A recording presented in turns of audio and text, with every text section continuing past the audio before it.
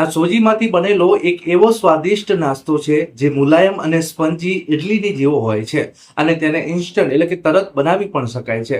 તેને સામાન્ય રીતે લીલી ચટણીની સાથે સવારે અથવા સાંજના નાસ્તામાં પીરસવામાં આવે છે।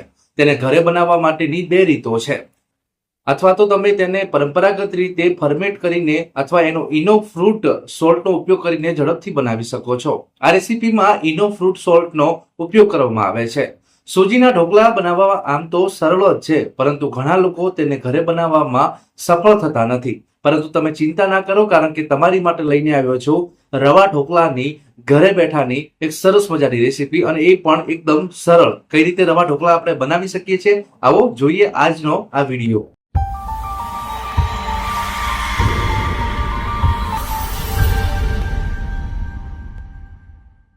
એક મોટા બાઉલમાં રવો, દહીં અને 3 કપ પાણી અને મીઠું નાખો અને બરાબર એને મિક્સ કરો। ધ્યાન રહે કે ખીરામાં કોઈ ગાંઠ ન રહે અને તેને 15 થી 20 મિનિટ માટે સેટ થવા દો। ઢોકળા બનાવવાના વાસણમાં એક મોટો ગ્લાસ પાણી નાખો અને મધ્યમ આંચ પર ગરમ થવા દો। ઢોકળા બનાવવાની થાળીને 1 ટીસ્પૂન તેલથી ચીકણી કરો। ખીરામાં 1 ટીસ્પૂન તેલ અને ઈનો નાખો। હવે ખીરાને 1 મિનિટ માટે હલાવો। ખીરાની સપાટી પર પરપોટા દેખાવા લાગશે। હવે ખીરાને થાળીમાં નાખો। ખીરું થાળીની 2 ઇંચ ઊંચાઈ સુધી જ નાખો। ઢોકળા બનાવવાના વાસણમાં એક સ્ટેન્ડ મૂકો અને તેની ઉપર ખીરાથી ભરેલ થાળી મૂકો। વાસણને ઢાંકો અને તેને 3 મિનિટ માટે ઊંચી આંચ પર અને પછી 12 મિનિટ મધ્યમ આંચ પર વરાળમાં પકાવો।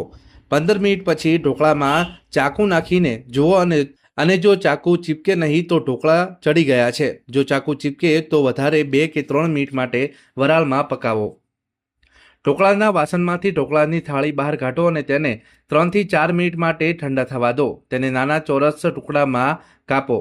વઘાર માટે એક નાની કઢાઈમાં 1 ટીસ્પૂન તેલ ગરમ કરો। તેમાં રાઈ અને જીરું નાખો। જ્યારે રાઈ ફૂટવા લાગે ત્યારે તલ, લીલા મરચાં અને લીમડાના પાન નાખો અને થોડી જ સેકન્ડ માટે સાંતળીને ગેસ બંધ કરી દો। કાપેલા ઢોકળાની અંદર વઘાર નાખો અને તેને લીલા ધાણાથી સજાવો। હવે થઈ ગયા છે સૂજીના ઢોકળા તૈયાર।